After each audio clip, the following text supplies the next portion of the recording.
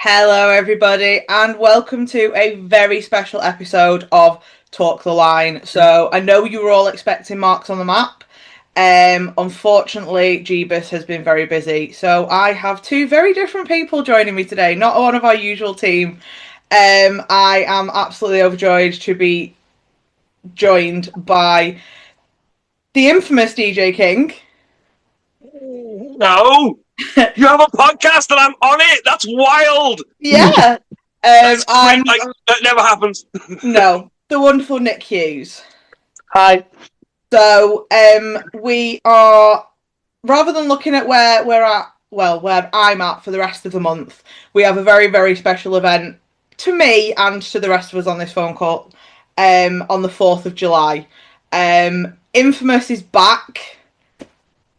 Yay! Uncle Ryan didn't kill us. But yeah, I'll admit, putting Uncle Ryan in charge was a terrible idea on my part. Yeah, Infamous's return is coinciding with a huge event we've got going on in Runcorn, which is highlighting all the local creative businesses and putting a spotlight on mental health, men's mental health in particular. And that's one of the reasons Nick is joining us today. So most of us know DJ King. Nick has been, a complete coincidence we ran into Nick in organising this event. He has been around the wrestling space for nearly 40 years, I think you said, Nick? Yeah. And he's currently a mental health ambassador for a fabulous little cafe in Runcorn called Space, who all of their sort of provisions are surrounding sort of support and local community. So they're going to be playing a part in this event. But DJ, let's start off with the evening. Okay, so Infamous is back. We've got wrestling matches going on in the afternoon, but Rock, Flag and Eagle, talk to me. Eagle. America, baby! Yeah! This show has absolutely nothing to do with America. I just want to get that out there right now. It has absolutely 100%. There's no American wrestlers. There's no American talent. Any American referees, commentators. No, I don't even think a lot of the guys have even been to America. There is nobody. Peter Sador is Canadian or claims to be Canadian. That's as close as we're getting. Nothing to do with America on this show. Just want to put that out there. But yes, Infamous is back. It's been a while. We've had a nice little forced hiatus, but we're back, and we're back in the most amazing, massive capacity. This new venue and this new enterprise, and working with Space and other amazing local businesses and groups for something that's an amazing cause. It's something close to my heart as well, and I'm really glad we're doing this. And yeah, it should be fantastic. An absolute amazing all day, all night event that everyone should just get involved with. Yeah, so obviously, hands up, I am not a male. I hope we're all aware of this. However, mental health as a whole has affected all of us, and within wrestling, we do tend to find it coming up quite a lot. With it being a male-dominated sport, it's heavily prevalent in the male space. So, Nick. Yep. How have you ended up involved in this project? Well, yeah, a series of strange twists of fate brought me into this. So, I started volunteering at Space at the start of the year, and not long after I started, you part of our job is just talking to people. We have a lot of customers who come in who are just looking for somebody to chat to, and again, during those chats, to a lot of people, I would mention that, in my former life, I was involved in professional wrestling, and and it'd come up, and I still am active. I live between here and Los Angeles, so I still work for a number of promotions over in America as well. So people kind of know that when I'm not here, I'm in America and I'm kind of doing things. So yeah, that was kind of, I was known as the wrestling guy, and then I think somebody got in touch with one of our management team, Caroline, about this event, and he said, "Would somebody from Space like to be a representative?" And she emailed me, and I was away at the time, and she's just like, "This is perfect because it's very funny. We have a number of nights at Space, so it's open as a day as a cafe from 10 till 2, Tuesday to Sunday. It's a space where anyone can drop in, speak to us about mental health or any other issues that they're facing. If we can't help you immediately, we will certainly have information and be able to signpost you to the right people." Our evening events range from everything from learning guitar, learning Spanish, drumming groups, painting. And it just so happened one of the things I'd spoke to Caroline about was actually having a night where I would invite people from the wrestling industry to come and talk about mental health. And then we'd sit down and watch a bit of wrestling for an hour or so. And I'm still hoping to get it off the ground. The event was going to be called Wrestling with Feelings. That's if a certain Titan Sports does not hear about it and issue a cease and desist. So this had already all been kicking round, and then at the same time I got this email about the event happening, and I just said to Caroline straight away, I'd love to be involved. And like I say, I discussed this with Deej that like mental health in wrestling, it's something from both performers to people behind the curtain to those who work in production of wrestling. It's something where you can go from the highest of highs and the elation of when something goes great to when you're not doing that, you can certainly go to the lowest of lows. And I think it's prevalent in most forms of entertainment that you do have like these high and low peaks.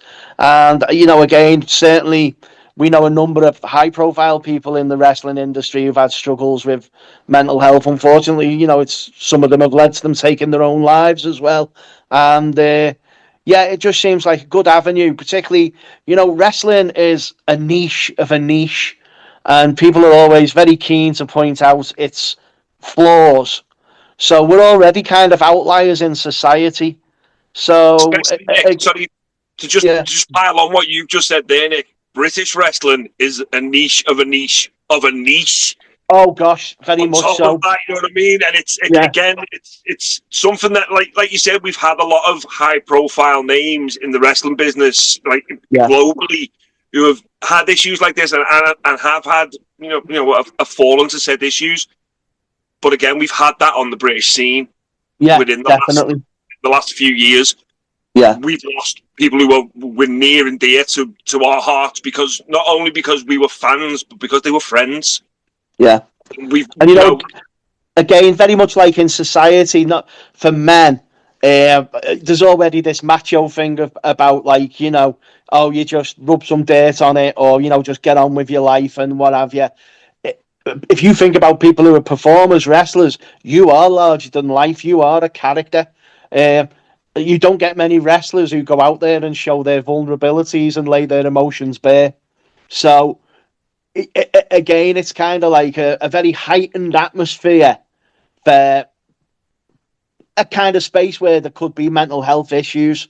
So, again, I just, this is a perfect avenue to be able to discuss it because, again, we all love wrestling. That's why we're all either fans or involved in it. And if you can bring people together and get them to discuss, mental health issues, and even if it just helps one person, it's worth doing, just for having that conversation.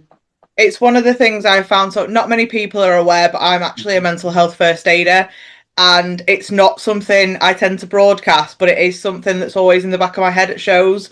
And with my husband being an actual first aider, it's something I'm quite conscious of, is that whole male macho thing. And there have been times where I've sort of had to step in when there's been first aiders around trying to check on people, and I've sort of stepped in and been like, right guys, you need to back off, because right now their mental health is more fragile than their physical, and having three first aiders pecking their head while they've got the guy that was in the ring with them being like, what's just happened, and trying to figure out why the match didn't go the way it was supposed to. And I've just had to be like, right, we need to leave because you need to breathe. and it's something that happens quite a lot in locker room. Everyone's got something to say and an opinion on something. And go on, Deej. Say, Lauren, just on top of what you just said there, right? The idea of a mental health first aider. When I started in British wrestling 20 years ago. Nick, you were already 20 years deep when I started. You remember, because we remember each other from way back when. Yeah. You know what it was like, even as much as 10 years ago.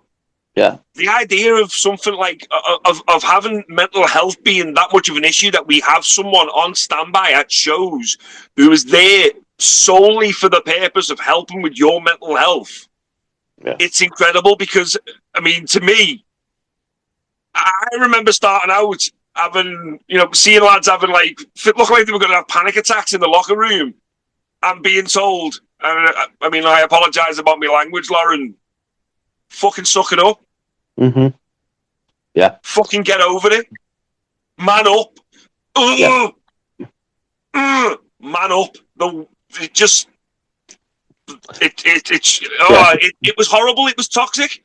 Yeah, well, you know what? You took the words out of my mouth, Deeds, because I was about to say a locker room was an incredibly toxic environment to be part of, and there certainly wasn't room for people to, like you say, decompress and maybe take that moment, because, again, you're surrounded by a bunch of alpha males, everybody's strutting around, and, again, it's not seen as very macho to, sit there and break down and get upset, even though you may well have good reason, to do that. So it's very nice. It's refreshing, to know that we now have these kind of facilities. And I think the most important thing is it's actually recognised and taken seriously. But the thing is, this is why I say not many people actually know that I'm a qualified mental health first aider, because it still to this day puts people on edge. If people think I'm going to have a conversation with them because I'm concerned about their mental health, they just go, yeah, I'm fine.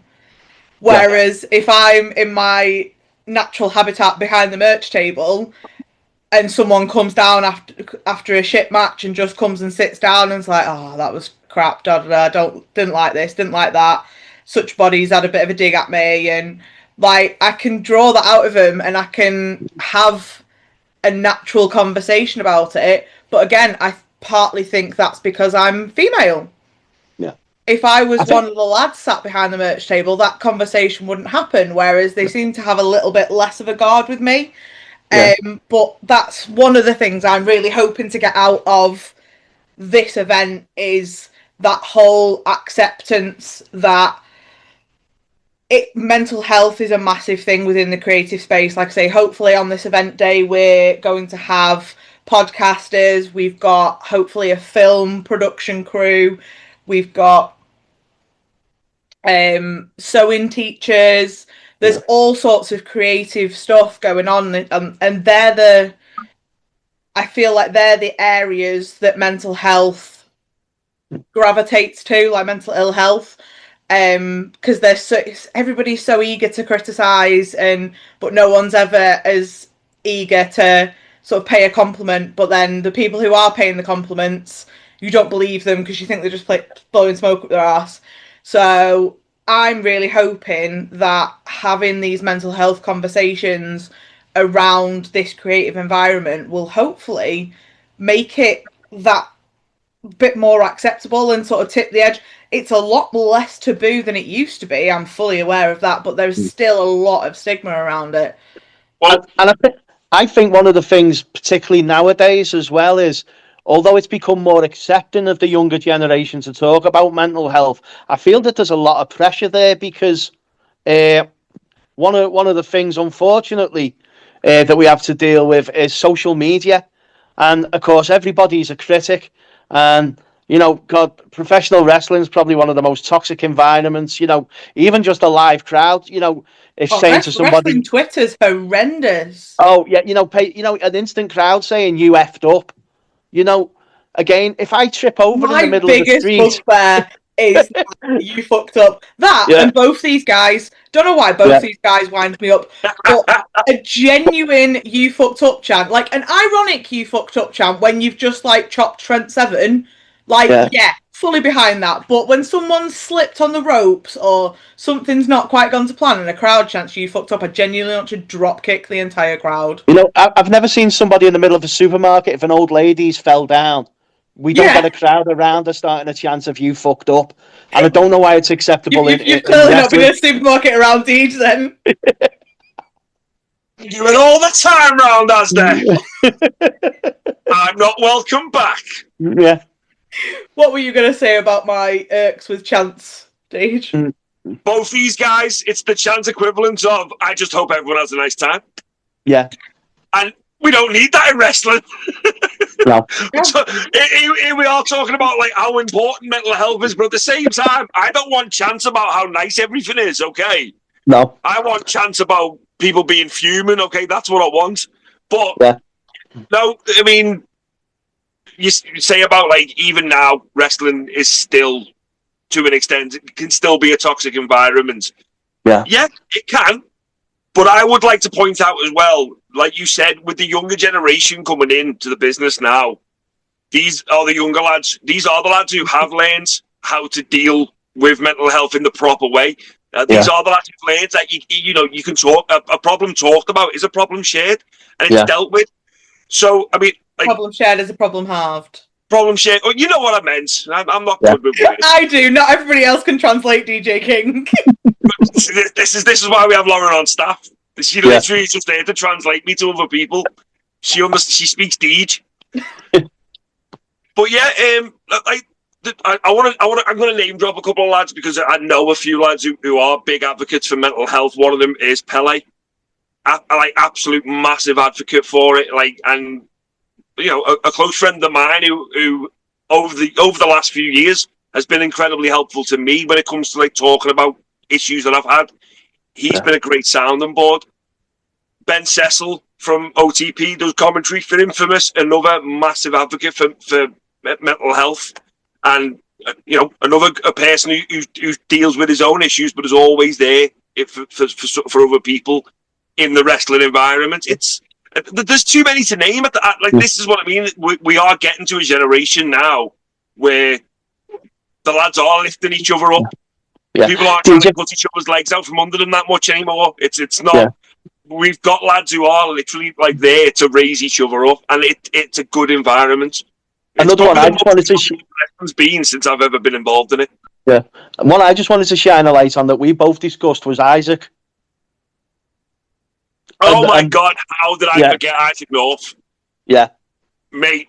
Obviously, like, you know, if you watch your podcasts, if you're watching this, you're definitely watching podcasts. Yeah. Like, we know Isaac's recently done a podcast, an in-depth deep dive about his own issues with mental health, and it was incredible. And it was to see a guy who is genuinely the epitome of larger than life. He is such a character. He's this monster. He's this again, larger than life character. And then to see him being so vulnerable and human.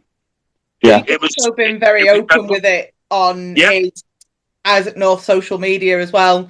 And the responses he's had from that, I know from talking to him, he's had so many messages of that he's had no idea the effect he's had on people just by being that blunt about what's going on. Yeah. And sometimes it does take someone that looks indestructible to actually go, do you know what, I'm struggling, and everyone kind of goes, oh, I'm not on my own. Yeah. You know, and there's a guy, obviously not associated with ourselves, but a friend of mine in America called Eddie Moore. He is a huge advocate for mental health, and he's just in the last couple of days. He's just actually done. He's just done an interview talking about mental health, and it's fascinating. And again, there's a guy who is performing week in, week out on national television, and he still struggles like a lot of us. And again, when you hear things like that, and people like Isaac, like you said, who are larger than life, and who you just think like, you know, why would he have any issues? He's this big, scary, amazing wrestler. And yeah, it certainly it helps having those kind of people front and center. can I just say, Nick, as well, like, Yeah. on a personal level, the Eddie Kingston, like, him being as open as he is, especially because, like, when I started getting into indie wrestling, I looked at Eddie Kingston and went, that guy looks like me. Like, that guy's got my build. That guy moves like I move. Holy shit, I'm not alone. There's someone like... Because to me, it was like, I didn't have the traditional body type. I've always been a bit big, a bit bigger than I would have liked to have been. I've always tried to drop the weight. It just doesn't move. The only person who I ever looked at was like Mick Foley, and I don't fancy killing myself as much as Mick Foley did. I love Mick Foley, but Jesus Christ, he put his body through some hell. Yeah. And then it wasn't until I started looking out into the world of wrestling, and I saw Eddie Kingston and went, oh my God, that is a dude who he moves like me, he wrestles how I want to wrestle. That's it. And then all these years later, seeing him now being like so open about his mental health and his struggles, and it's just like, fuck. It's just like, it's just. It's you know how you someone who you idolise go through the same shit that you've gone through. I remember when Eddie first when he got signed, just before he got signed to AEW, and he'd done the dark match, and literally I woke up the next day and my Twitter was just full of book Eddie Kingston, book like sign Eddie Kingston, and he came out on social media and was like, what on earth is this? Why do you all want me? Like, this is insane. But it was across the board. Everyone had seen him work and gone, holy shit, this dude's amazing. He's great on the mic. He's great in the ring. And everybody wanted him. And he's just there going, I don't understand this. And for someone that big... He's his biggest critic. Yeah. Because anyone dealing with their own mental health issues knows you are your own biggest critic. But for someone that big to still be doubting themselves the way he is, like, I sit there when I get into a wrestling venue and I struggle really badly with imposter syndrome. Like, I sit there like, why am I here? This is weird. But for someone like Eddie Kingston to still be sort of sat there going, what are you doing? What do you mean sign me? Why would AEW want me? Like, that's... And for him to be that open about it it's a massive step forward, but it's still incredible that that's happening. Yeah. And he's such because he's so open, he makes like an amazing representative for any issues to do with mental health. Because again, his life is an open book basically. Like, so, he'll tell you chapter and verse everything that he's done in life. And basically he's real, and I think that's why people gravitate to him in a world of make believe and where everyone's the character turned up to 11. Like, you hear Kingston do a promo, you believe it because there's passion there, and it's the same passion as he talks about mental health as he does about his wrestling. And he's just a real guy, and he's somebody who, exactly like what you said, Deej, you can just gravitate to because he's one of us. Exactly, Nick. I'd say it's what when I first got into indie wrestling was when I first started wrestling. So those two things coincided. So when I started and I saw Eddie Kingston, I was like, oh yeah, 100%. That's my guy. Like that was it for me. Like, and then seeing him rise up on get signed on, be on TV, amazing. Yeah. But then, again, just seeing this whole seeing that, letting himself be that vulnerable on such a global scale, it's commendable, and it was impressive. It's a really positive thing because, he was about to retire. He was beat up, he was injured, he was going to do a retirement tour. He was hoping that he could have, he'd said about having a match in AEW and what have you, and now it's like this. It's such a positive story because it's redemptive. He's not retired and he's wrestling in AEW and Ring of Honor, and he's doing some of his best work. It's not just that. I mean, he's wrestled some of the biggest names in the world. He's worked with Jericho, Punk, Danielson. He's had these fantastic stories and matches with all these guys. He's been the Ring of Honor World Champion, which that was all grassroots. That was all because the fans wanted it so much. Yeah. He finally got that big ass win over Claudio. You know, we were all happy. Yeah. You know, Till he again, and I started beating think up GYV. I wasn't happy when he started beating up GYV, okay? I have issues. I've got loyalty. He needs to stop hitting me, mate. yeah. But again, you know, you listen to the crowd reaction when he comes out. He has one of the biggest pops outside of, like, say, you know, Moxley and a couple of other guys. You know, and it doesn't matter where they are in the country. People love Eddie, and I think it's purely down to the fact that there's no side to him. He is just what you see is what you get. And like I say, in a world of superheroes, he's just a normal guy, and that's what makes him stand out. And I think that's the thing with wrestling. We're all sort of conditioned that wrestling characters are the person turned up to 11, and that's great. But sometimes people put that facade on. Sometimes people need the facade to be able to go out there. But I think if there's nothing genuine behind it, the fans can tell. If the fans are being lied to, not worked, not sort of story. If the fans are being lied to about who you are, they will turn on you quicker than like anything. Oh, 100%, it's that genuineness that comes across, and the fact that people like Eddie, people like Isaac have made it okay to sort of speak their mind. It just needs to filter through. I mean, we're in the middle of the World Cup. Like, is there much more of a toxic environment than in the middle of a fucking football tournament? Well, you know, I seen a stat. We keep winning. Yeah. If we keep winning according to certain moron MPs. Fucking clown shoe. Don't get me started on the stats of violence during the football. This could take a left turn into politics so it very quick. much could. Let's get back. Quick.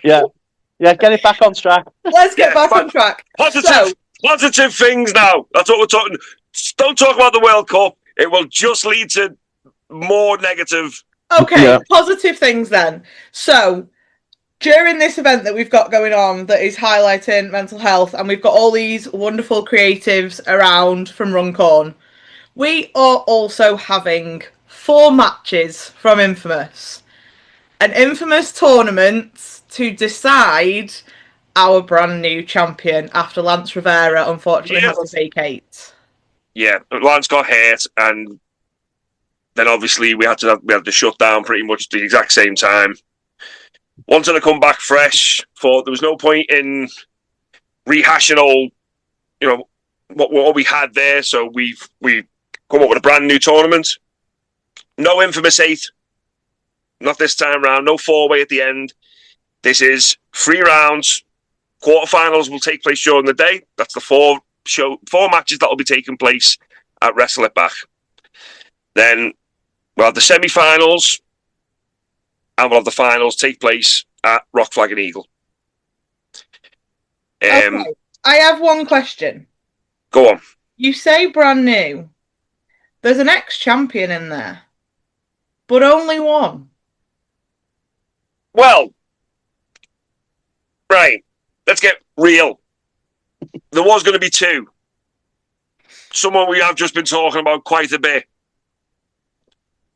Our good friend of the show and good friend of mine personally, Isaac North, was originally meant to take part in the tournament. We would have had 2 former champions in the tournament. Is he too busy? He, unfortunately, because everyone wants Isaac, and why wouldn't he? Isaac North was already booked for that day with me. With us only, obviously, this show coming about as quick as it has, you know, some talent couldn't make it for the date. Sadly. Okay, that's fair. I just had to clear that one up because it went. Look, right, here we go. This is the way I look at it, right? No matter what, we're going to make history. Obviously. Either one of 7 is going to be the brand new Infamous champion, or let's say his name, because no one said it yet, Declan McCarthy could make history and become the first ever 2-time Infamous champion. He was the first ever champion, and yes, as he's already pointed out, he has a pedigree when it comes to tournaments at Infamous. Is Deck, does he have an unfair advantage? I don't know. We haven't seen the brackets yet.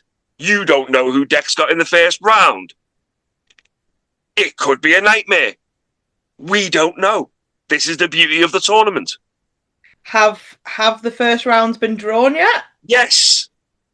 Would you like to share them, or are we keeping them as a surprise? If you don't want to share them, that's fine. But talk us through the other 7 then. Okay, so the other 7. We have Max Brooker. Max Brooker only recently dropped the OTP title after an incredible run, right? Yeah.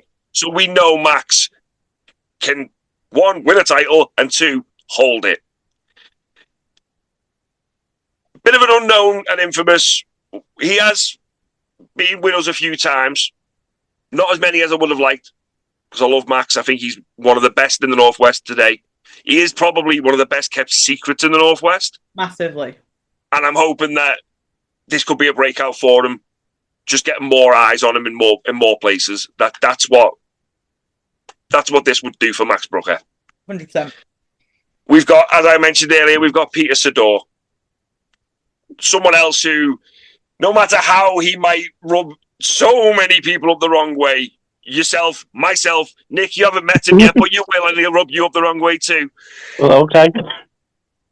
He can't be denied. He is incredible in the ring. He's definitely earned the right to be in this tournament. But so has everyone else. 100%. Next person, some might say, well, you know, one of the biggest criticisms of Infamous is, DJ King just books all his mates. Unrelated to that, Dan Evans is in the tournament. Dan Evans, journeyman Dan Evans. Dan has made no secret about the fact that he's wrapping up in wrestling. He's on his... Yeah, life out of us all recently by telling us he almost already lost him. We thought Dan was maybe going to be calling it an early retirement when he got injured, but he's not. He's fine. He's good. And he's medically cleared for the first. Sorry, for the fourth. I mean, he's medically cleared for the first, so he's probably wrestling then. Like I said, journeyman, doesn't stop. But Dan will be in the building, and he will be in the tournament. So I'm looking forward to that one. Everyone's on notice with that one. Oh, yeah. Yeah. He's got a point to prove. Like, yeah. I know he has a point to prove in this tournament.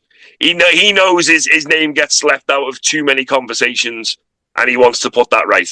He's already made it very apparent. BJ, I just point out with Dan, like we were just talking about with Eddie Kingston there, you've got a guy who, maybe in the twilight of his career, and he may be hanging his boots up, but, you know, this could be part of that redemptive arc where... Definitely. You know, he's looking to go out at the top. You know, so I think, you know, don't sleep on Dan when it comes to this tournament.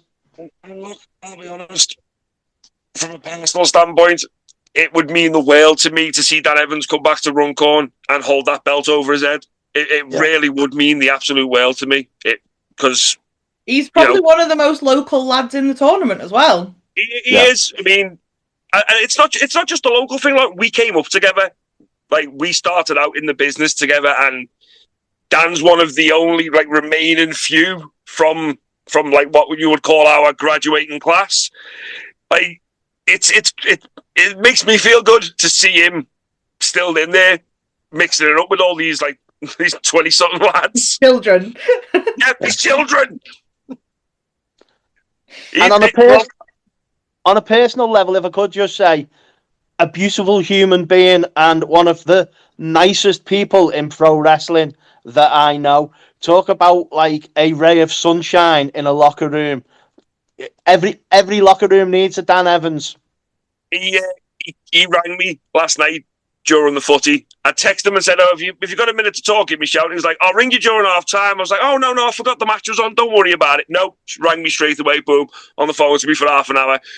Just putting the world to rights, because that's the kind of guy he is. He's salt of the earth, absolutely fantastic. Yeah. I've got all the time in the world for Dan Evans the person, and I've got all the time in the world for Dan Evans the wrestler. So, I might be biased, He's definitely he's definitely got to be one of my picks for this tournament. Let's go from one end of the scale to the other end of the scale. We just talked about beautiful human being Dan Evans. Let's talk about the human puddle that is Ian Skinner. Ian Skinner. Again, like Peter, you take away the personality and you've got one of the finest wrestlers in the country. Can go like toe for toe with anyone. 2024, him and Jack Knudsen had like what many call match of the year at Infamous. It was phenomenal. Such a match. Ian, again, such a character, such a fucking pain in the ass. But can get it done in the ring. Was trained by some of the best. Was working up in Scotland for years before anyone down like south of the Scottish border had even heard of him. He was making waves at ICW. He's not someone that you can sleep on. He will impress in the ring no matter what. Yeah, his in-ring talent can't be denied. However, is extremely unpredictable, and I can't. There's not even a word to describe Ian Skinner. It's just a whirlwind of chaos. Yeah. That like if you stand back and just watch it and don't worry about the repercussions, it's actually quite fun. But when you're in charge on the day, if you're in charge, then if you had hair, you'd be pulling it out, kind of thing. So okay, right? That's 6. We've done 6. We have done 6. So we've got 2 left. No, we've done 5. We've done 5? Deck, Max, Peter, Dan, Skinner. Okay. So next we've got. Oh, sorry, I'd forgotten someone, which is terrible, and I'm not going to say who it was, and it's definitely not the next person I'm about to say. Liam Carr. Liam Carr again. Someone who's just blown up this year. Like he had an injury setback, but he's not letting it slow him down. No. He's still out there making sounds, flying across the world. He's got a pedigree. And Probably the closest thing to anything American we've got on the show. Cowboy, you know what I mean? So I might get him to wear the cowboy hat. I'm pretty sure he has worked in North America, hasn't he? Oh yeah, definitely. Yeah. Oh, there we go. Then yeah, it's okay. Liam's our only connection to America. Also, hang on a minute. No, what are we saying? Liam's our only connection. Dan's from San Francisco, for God's sake. See, the Scouse accent always throws me off. It always makes me forget that's where, like, because you don't meet many people from San Francisco with like thick Scouse accents. I only remember because I have to announce him half the time. And yeah, see, this is it. This is where being a ring announcer comes in handy. You remember where everyone's from. You remember how much everyone weighs, and you remember what everyone's nickname is. Show. Depending on whether they've had a pizza the night before. But yeah, Liam, like, big lad, big horse, likes to knock shit out of people. There's no other way to put it, really. He's the perfect choice for this tournament. So, 2 left. He's talking of big horses. And if we're talking about big horses, then we've got to talk about the next guy, haven't we? Fucking Mr. Meat himself, Troy Ryan. Like, we've seen Troy in Infamous. We've seen him in tag matches. We've actually seen him in a handicap match, but his tag partner was injured. He's a beast. He's a monster. He is terrifying to look at. This is the only way I can put it, because the man is just muscle. He's just like Scott Steiner would look at him and go, "Fucking hell!"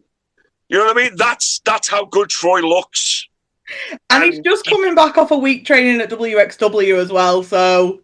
Well, that was my next point. The beauty of Troy is he's not just a body. He can go. He knows what he's doing in that ring, and he's an obvious choice for this tournament. Yeah, like someone who is just a main event guy, and that is what Troy Ryan is. He just screams main event. And last, but by no means least, hometown boy. Oh, as if he's frozen. Oh my God! Talk about teasing us. Talk about putting us on tenterhooks. Oh. Is DJ going to unfreeze, or are we going to have to read? Oh. Are we going to have to put another 10p in the meter? Give us 1 second, guys.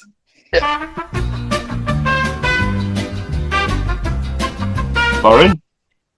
There you are.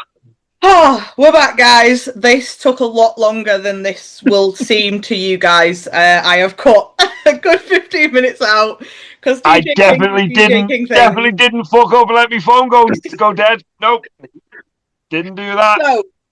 No. We have talked. Yeah, Nick's the professional here, clearly.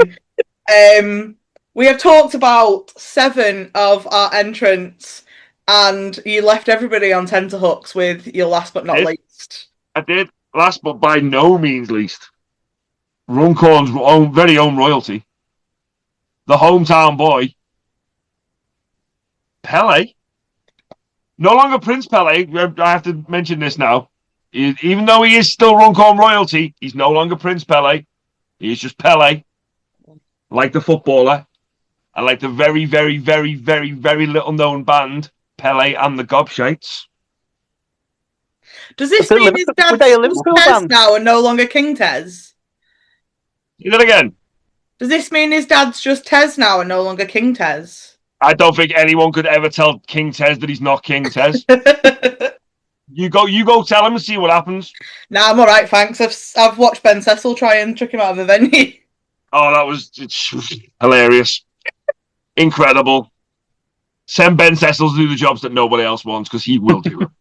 Good old Ben. Yeah, anyway, Pele, and the most popular man in the room, whenever we're that infamous. The hometown boy, everyone loves him. Couldn't not have a tournament without Pele being in there.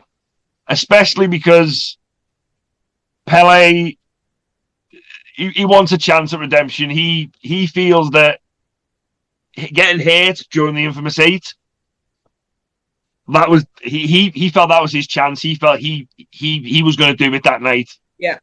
And when I announced that we were going to do a tournament, Pele was the first person on the phone to me. First person.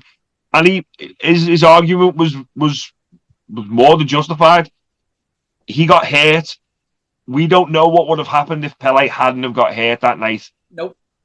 And there's always going to be a what if hanging over him. And this is his chance to answer that question. What would have happened if Pele had got further, had have made it to the finals? Would he have been the champion? This is his chance to prove it. But it's a lot harder this time round because it's not one match and you're in the final. Everyone's got to get through 2 matches on that day before you even think about getting to the final. This is going to be a war of attrition for whoever wanted the most. It's one of them. He could end up with someone like Peter Sador, who he knows very well. They have trained a lot together. He knows him inside out. He could have what could potentially be quite an easy match for Pele. Or he could end up with someone like Big Deck, who he's got some serious beef with. It's all up for grabs. Or again, some complete unknown. I've never seen Pele in the ring with Ian Skinner. No. I've never seen Max Brooker and Pele one-on-one. This whole tournament, it's anything could happen. It really could. It's a crazy one. And if I could speak just as a fan for a second, I could say I think that's what makes this tournament so compelling. Is you've got such a mixture. You've got veterans, you've got young, hungry guys, you've got speed guys, you've got technical guys, you've got sneaky, cheaty guys. Again, and all of that And then you've got the intangibles of the way the tournament's going to play out, where you've got your quarterfinals in the afternoon, and then those guys, whoever make it through, they've got to stay fresh enough that they're ready to go when the evening rolls around, and they're going to have at least 2 more matches to be able to crown themselves as champion. So, again, not just the actual personalities who are in it, it's the intangibles of how the day's going to affect them. At the moment, we're going through some really warm weather, and what the soccer's on in the background, and we've got people having hydration breaks. You did not just say that. I don't care how much time you spend in America. No. Sorry. We're friends here, Nick. I don't want to ruin this. I do apologise. No. But again, who knows? It's a new building for us all. How warm's it going to be in there? All of these things. And I think, that's why for fans, you're going to want to be there in the afternoon to see the quarterfinals, particularly if you're not familiar with some of these guys. And then obviously, when you get the evening, you're going to want to buy a ticket because it's all going to come down to it's nut cutting time, and you're going to have the semi-finals and the finals, and we're going to crown a champion.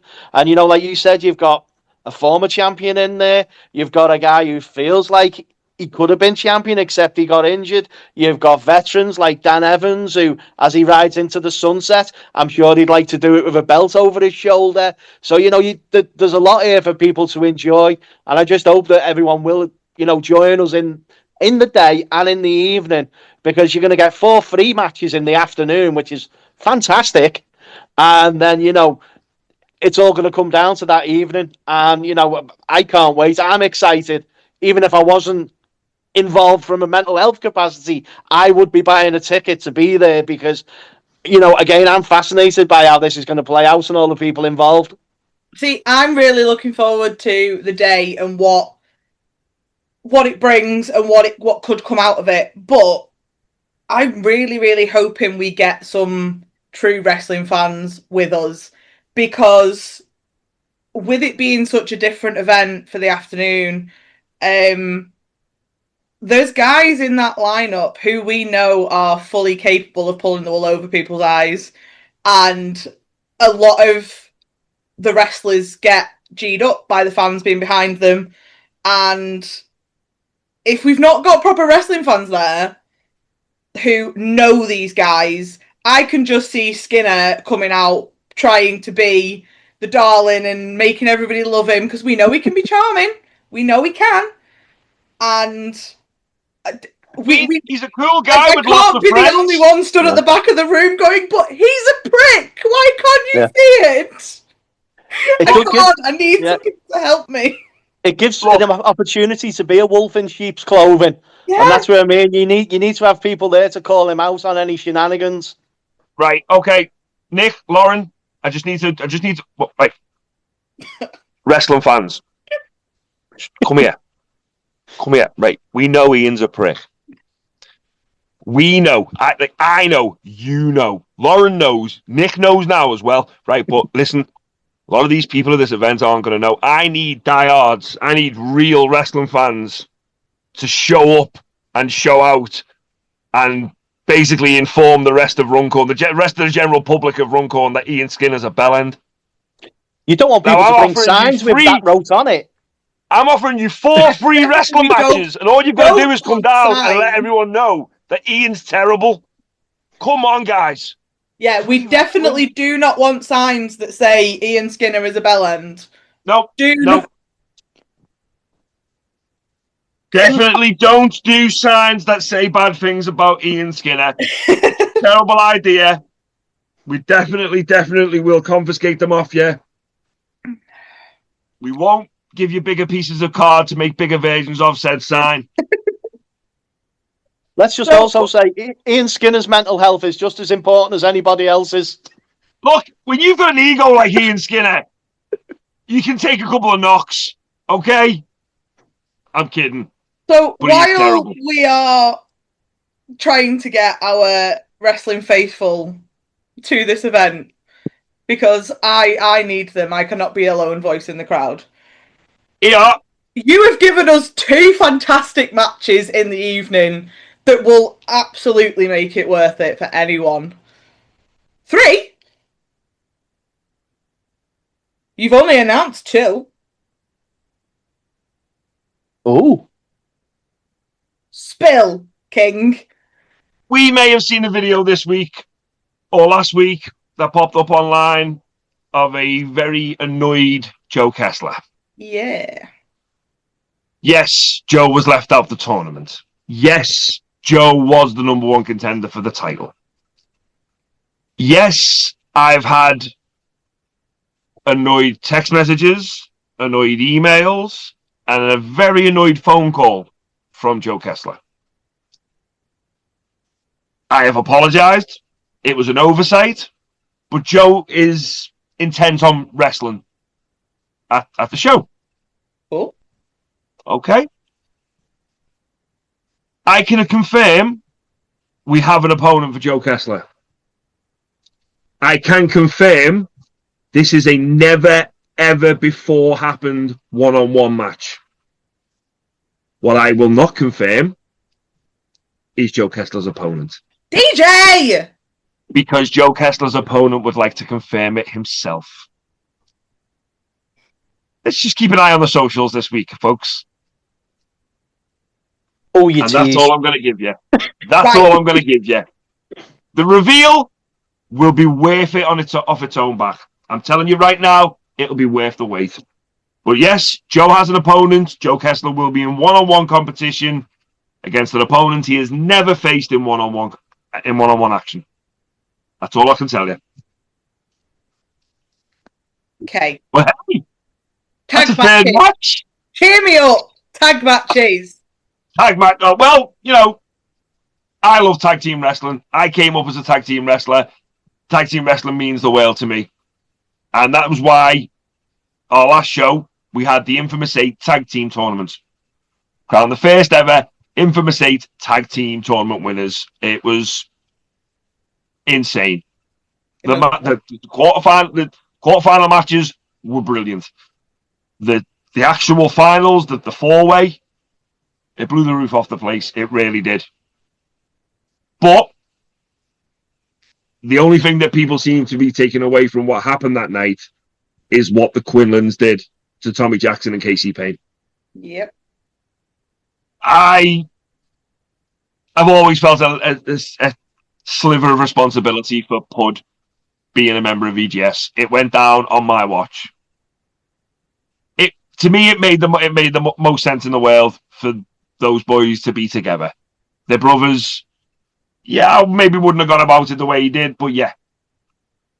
I never thought, even with Pud and Christy being biological brothers, I never thought I would see Christy turn on the VGS lads.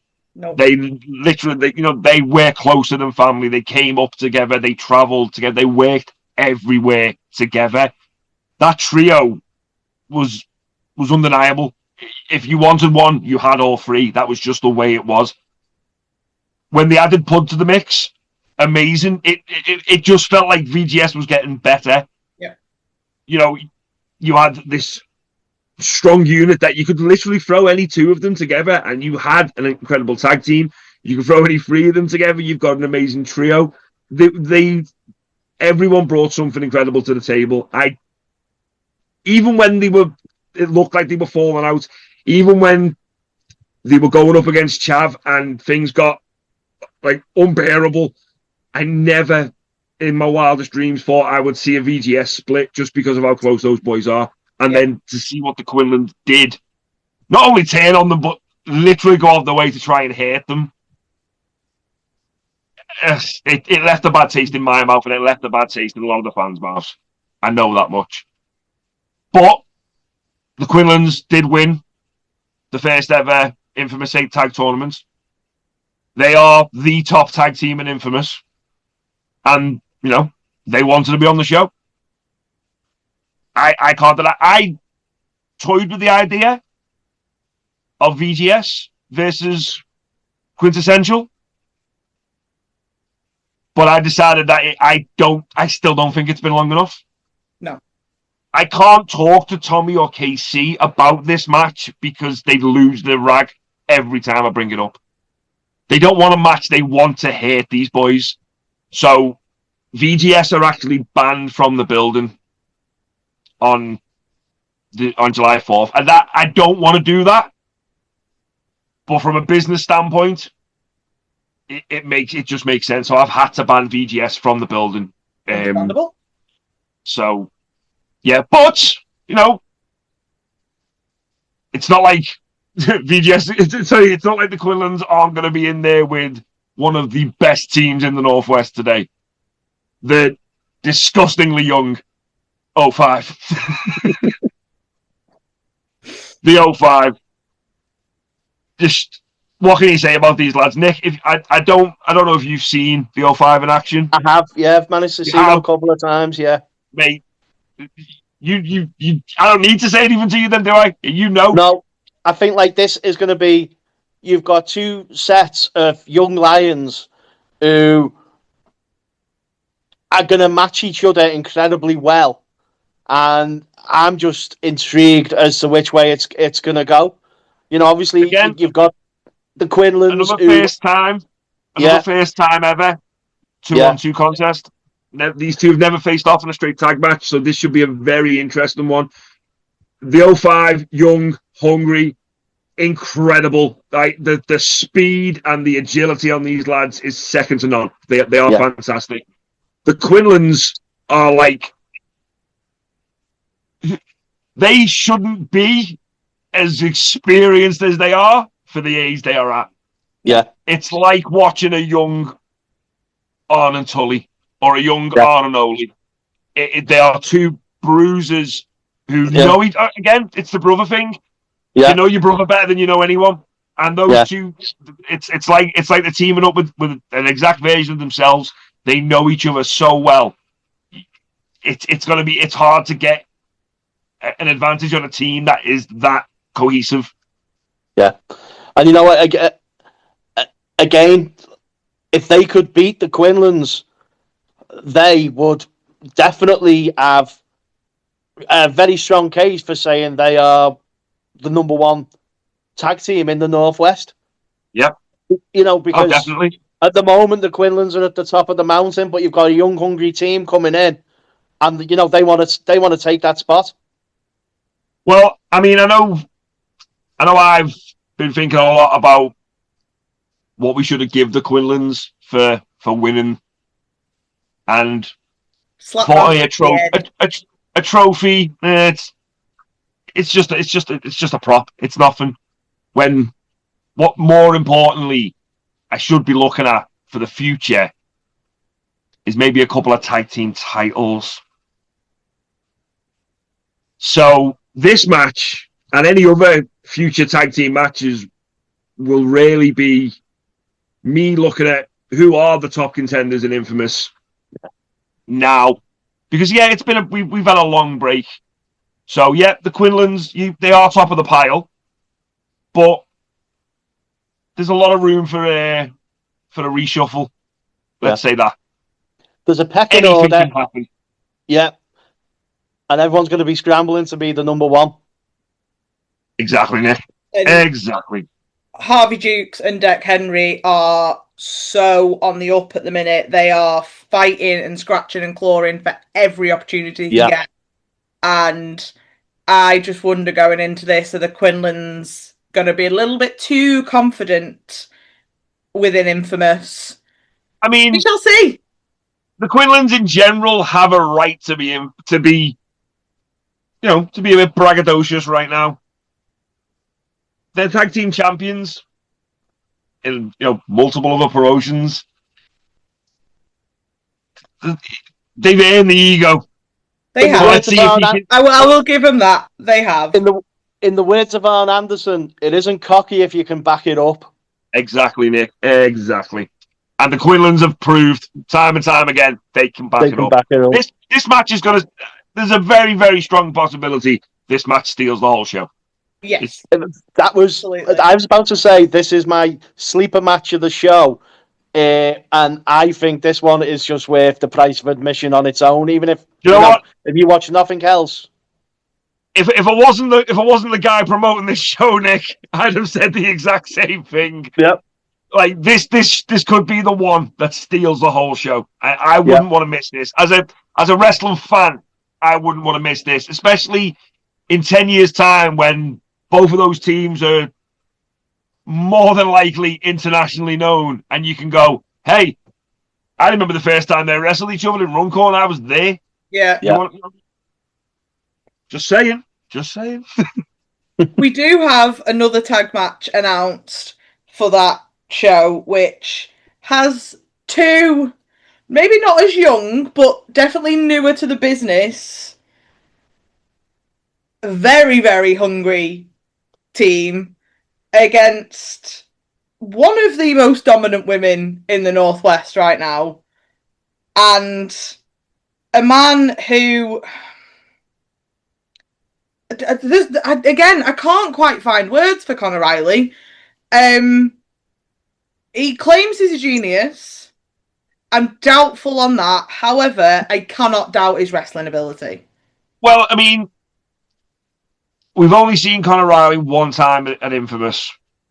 That was our last show. He teamed up with Peter Sador. He teamed up with Lily Winter. They were successful. Let's see if lightning can strike twice. Peter Sador obviously preoccupied. He's in the tournament. But we wanted to give Conor and Lily an opportunity to, to shine once again. Lily Winter, her record at Infamous is near on impeccable. The only person that she suffered a loss to is Lucy Sky, and that's not anything to turn your nose up at. No. Lucy Sky is one of the most dominant performers, gender regardless, in the country today. Yeah, definitely.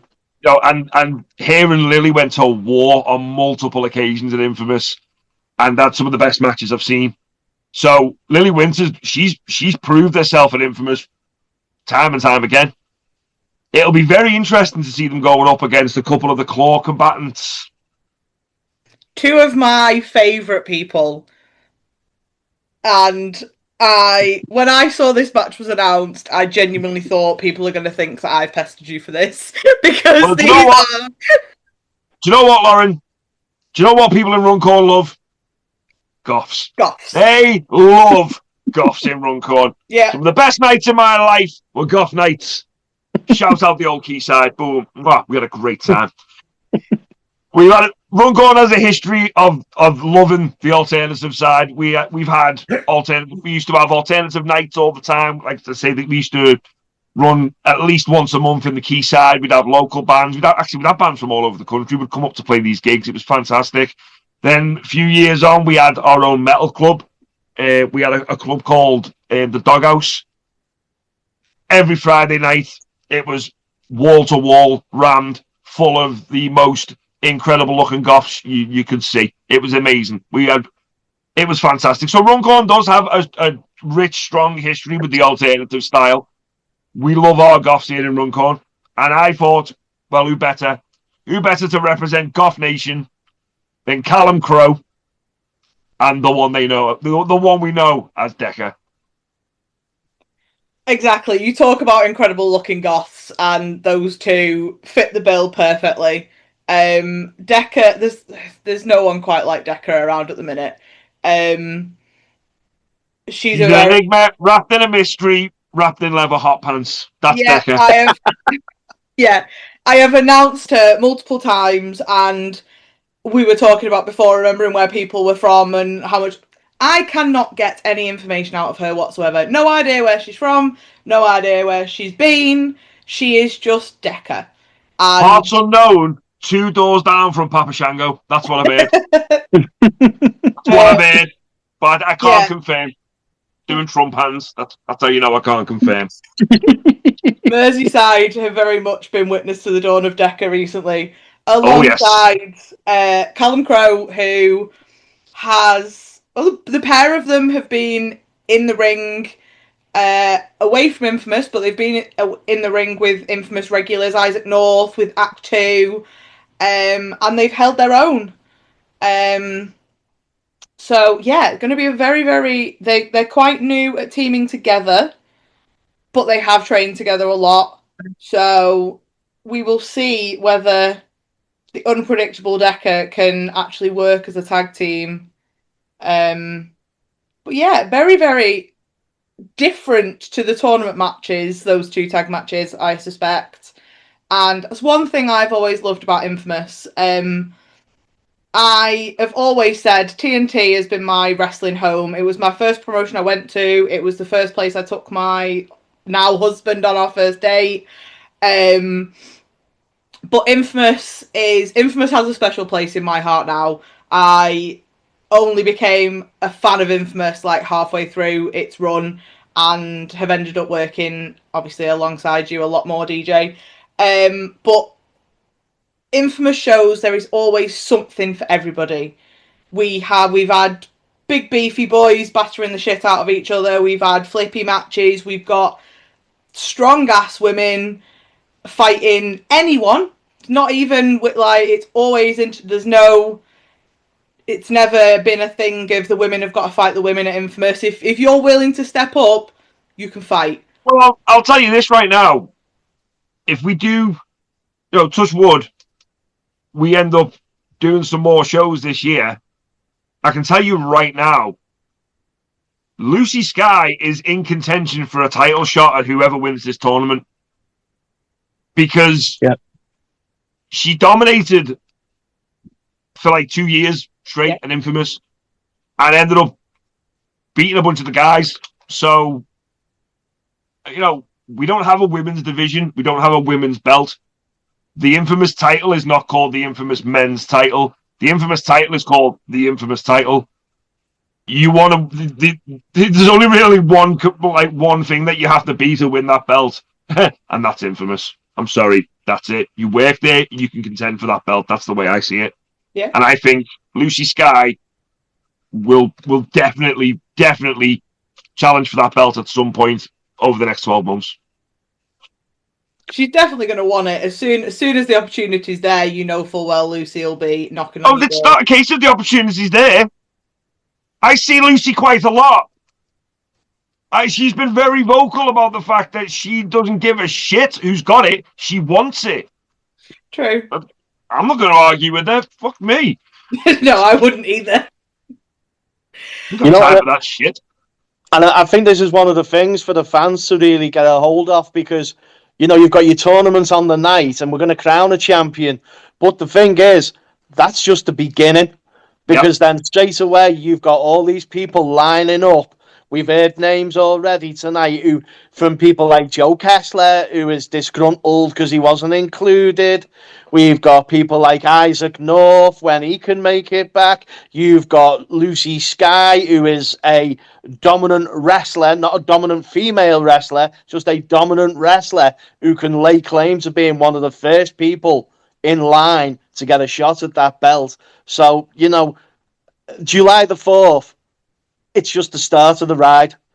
Everyone needs to be there so they can witness it and then strap in for whatever is going to be happening in the future because I can just see there's going to be a heck of a large number of challengers reaching out to whoever wins that belt on July the 4th. And you know what, folks? Nick's not even on the payroll. You know what I mean? Nick's not even on the payroll. And how good was that? Yeah, well, sorry, Lauren. Just want to build on what you said there, Nick. The way I look at this, July 4th, we're not just back. This is the restart. This is the reset button. We are back with a bang. We're not just. This isn't a one-off. We are ready to go. Infamous is back, and you might not have seen. You might have looked at the card and gone, "Oh, hang on, such and such isn't on this one." Yeah, that's fine. You'll see them again. Don't you worry. Mm-hmm. You got it. All your favourites are coming back, and a hell of a lot of new faces too. There's a lot of people who want to be on the Infamous bandwagon, and there's a lot of people that I know would make incredible additions to our roster. Definitely. And I think we'll be seeing some of them very, very soon. And the fans have the opportunity to jump on at the ground floor and be able to see what's going to be the first chapter in the re-imaging of Infamous. However you want to word it. I don't really think. When this call's done, we're going to have a chat about getting you on payroll now, seriously, because, this just makes sense. I don't really think there's much more we need to say. We covered a lot of the afternoon earlier on. Like we said, there will be a massive focus on mental health and men's mental health in particular. Loads of creative workshops and stuff going on, hopefully, when we get those finalised. Plenty of small businesses in Runcorn that are growing, up for support. They need locals to come down, but they also need people to spread the word. Lauren, sorry, if I could just say for 30 seconds, I suppose I should put my space cap on and actually say space will be there, and we'll have a number of our volunteers there. We'll have some flyers, and again, just come and see us. And I always say, if nothing else, it's a lovely place to come and have some great food at a very reasonable price. And while you're in there, you might just have a chat with somebody, and it might just brighten your day. Do you know what? I can vouch for that. The food and space, amazing, absolutely fantastic. The atmosphere is always brilliant. Amazing. Yeah. It's for the older people watching the podcast. Let's see if you get this reference. Cheers. Yeah, that's the vibe.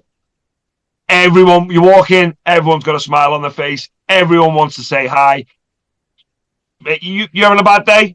You having a shit one? You don't feel like you got anyone to talk to? Space is the place to go. Come in as a stranger, leave as a friend. Yeah, exactly. Like I say, Space will be just one of the vendors down there. We've hopefully got sewing tutors, we've got miniature painters, there's going to be podcasters, there is a local film company who have a film being released. Yeah, the guys from Sunny Runny are going to be down. They're going to be showing, or possibly showing a clip from the film, and doing a bit of a Q&A as well. Yeah, so there's Mike and Lauren, can you confirm there might be some wrestlers around during the day mingling with the fans and maybe giving you the opportunity to cut a promo or do a commentary on a match? Or we might have a little something in store. We've been talking about it, haven't we, Nick? We're gonna hopefully get some little mini workshops on the go. Give guys a chance to sit down with, some experienced commentators, maybe a bald one with a beard, and you can sit with professionals who do this for a living and have a go, have some fun. Maybe discover that you've just found a new talent about yourself that you didn't know you had. You want to sit down, do a bit of commentary. You want to walk the entranceway. We can make that happen. Just come down, join us on Saturday, 4th of July. You won't regret it. You'll have a fantastic day. The event in the afternoon is free. The event in the evening, it is ticketed, but I can guarantee you it's worth the price. You don't want to miss out on this. A full day of incredible wrestling, incredible people doing incredible things. Just get on it. Cool. I should not going to say anything more than that, other than I've been Lauren Summers. This has been DJ King and Nick Hughes. Come and see us on Infamous 4th of July. Tickets are on Infamous socials. If we don't see you there, keep your eye on socials because we will be back after that as well. This is Talk the Line. Marks on the Mat will be back. And for now, goodbye, good evening, good day, whatever Steve usually says when he signs off his, whenever you're watching it. I don't know. See you all in a bit. Bye.